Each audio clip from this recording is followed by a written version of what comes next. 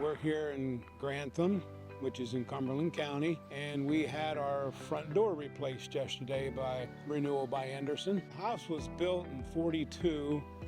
We've been here now, in July we'll be here 40 years. It was amazing. We were able to get a door that almost exactly matches what the original door looked like. So that was really important for us. From the initial phone call, everything ran smooth. There was no problem with scheduling.